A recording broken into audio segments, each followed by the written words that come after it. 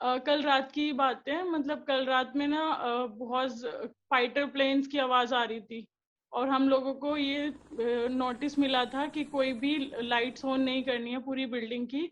तो हम लोगों को सबको बेसमेंट में भेज दिया गया था कि किसी भी टाइम अटैक हो सकता है, तो इसलिए हम सब बेसमेंट में चले गए थे कि हम सो ही नहीं पाए पूरी रात।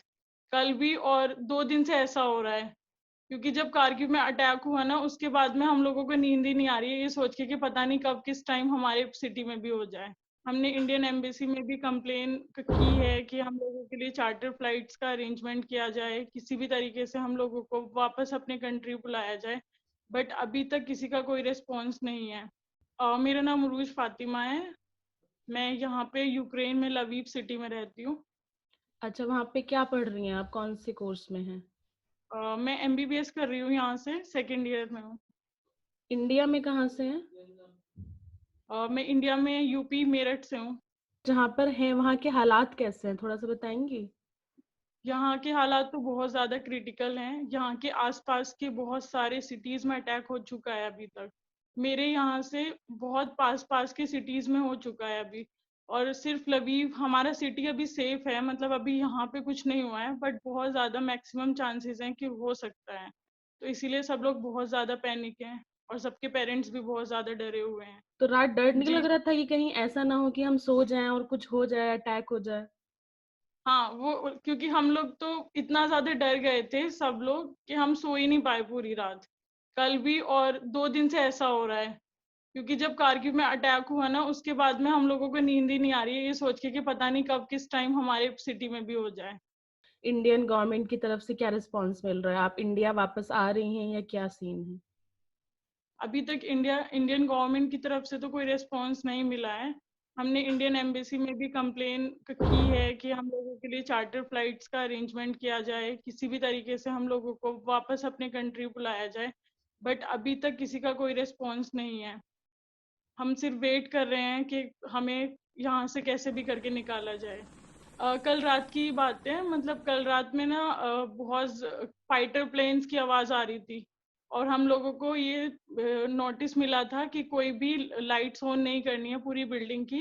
तो हम लोगों को सबको बेसमेंट में भेज दिया गया था कि किसी भी टाइम अटैक हो सकता है, तो इसलिए हम सब बेसमेंट में चले गए थे। तो अभी आपके कॉलेज वाले क्या कह रहे हैं आपसे? हमारे कॉलेज वाले तो अभी हमें ये सजेस्ट कर रहे हैं कि हम लोग कैसे भी करके बॉर्डर क्रॉस कर लें, या तो मतलब पोलैंड पोलैंड का बॉर्डर अभी हम लोगों के लिए ओपन किया गया है अभी कुछ टाइम पहले ही। हाफ एन आवर हुआ है, तो हम लोगों को बोला है कि पोलैंड बॉर्डर क्रॉस कर लो, या फिर हैंगरी का बॉर्डर ओपन करा है हमारे लिए।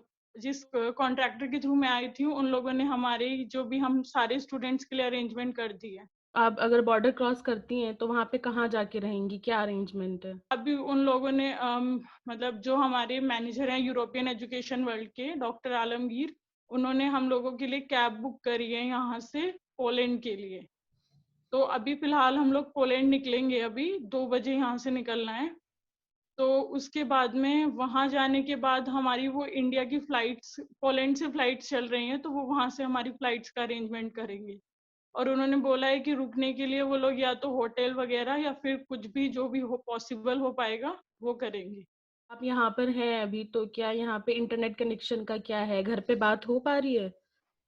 अभी तक तो घर पे बात हो पा रही है, लेकिन मेरी फ्रेंड है खारकिव यूनिवर्सिटी में, तो उससे कांटेक्ट नहीं हो पा रहा है बार बार, मतलब बीच में हो जाता है, कभी नहीं भी हो पाता है।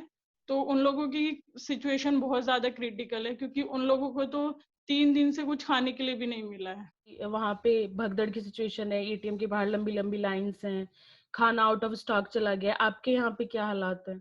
मेरे सिटी में भी यही है कि एटीएम में से किसी के भी पैसे विड्रॉ नहीं हो पा रहे हैं अब कोई भी।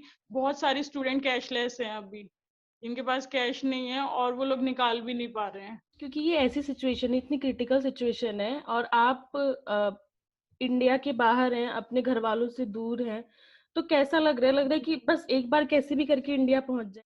बस लग रहा है कि जल्दी से हमें हमारे कंट्री पहुंचाया जाए कुछ भी करके, क्योंकि पता नहीं कब क्या हो जाए। आपको इंडियन एम्बेसी ने कांटेक्ट किया है? अभी तक कोई रिस्पॉन्स नहीं है इंडियन एम्बेसी का। हम लोगों ने मिल भी डाली है, बात करने की कोशिश है, कुछ रिस्पॉन्स नहीं है। तो फिर एट द एंड हम लोगों को ऐसे ही निकाला जा रहा है। मतलब ये कोई लीगल नहीं है, बट हम बात की है कि पोलैंड बॉर्डर पे एंट्री जोन कर दें। तो अभी आधे घंटे पहले ये नोटिस आया है कि हम लोगों को बस यहाँ से निकलना है, क्योंकि उन लोगों ने इंडियंस के लिए एंट्री कर दिया अभी, इंडियंस जा सकते हैं। अच्छा, आज से पहले बहुत सारे स्टूडेंट्स ने फ्लाइट्स की टिकट भी बुक्स की थी जो बहुत महंगी थी, बट अब वो कैंसिल हो गई। तो आपने किया था जी ऐसा कुछ? जी, मेरी भी फ्लाइट थी 5 मार्च की, बट वो कैंसिल हो गई है क्योंकि अब तो एयर स्पेस ही बंद हो गए हैं पूरे यूक्रेन के। तो आपका क्या चार्ज लगा था फ्लाइट का, क्योंकि अभी कह रहे हैं काफी महंगी टिकट्स हो रही थी। जी, मेरी 75,000 में हुई थी उस टाइम पे। और वो मैंने एक ही दिन पहले करी थी, जिस दिन कैंसिल हुई थी ना उससे एक ही दिन पहले की थी, क्योंकि पेरेंट्स बहुत ज्यादा पैनिक हो रहे थे, तो इसीलिए अर्जेंटली करी थी और वो नेक्स्ट डे ही कैंसिल हो गई। और पर अभी कुछ आपके पता भी नहीं है। अभी तो आपको पोलैंड के थ्रू बाहर निकाला जा रहा है वहां से, लेकिन अभी भी वहां पे जो कुछ बच्चे फंसे होंगे या जो लोग नहीं निकल पा रहे होंगे, उनके लिए आप भारत सरकार से कुछ कहना चाहेंगी? भारत सरकार ये वीडियो देख रही है तो मेरी बस यही रिक्वेस्ट है कि जो लोग खार्किव में हैं और जो लोग पूरे यूक्रेन में, सबकी हेल्प करी जाए। और क्योंकि खार्किव में तो बहुत ज्यादा क्रिटिकल सिचुएशन है, तो उन लोगों को कैसे भी निकाला जाए। और हम लोगों को भी, पूरे यूक्रेन के सभी स्टूडेंट्स, जितने भी इंडियन स्टूडेंट्स यहाँ पे पढ़ रहे हैं, मोस्टली यहाँ पे बहुत ज्यादा, मोस्टली यहाँ पे मेडिकल के ही स्टूडेंट्स हैं, तो उन सबको निकाला जाए कैसे भी करके। इंडियन गवर्नमेंट कैसे भी करके हम लोगों को यहाँ से हमारे कंट्रीज भेज दे, बस मेरी यही रिक्वेस्ट है।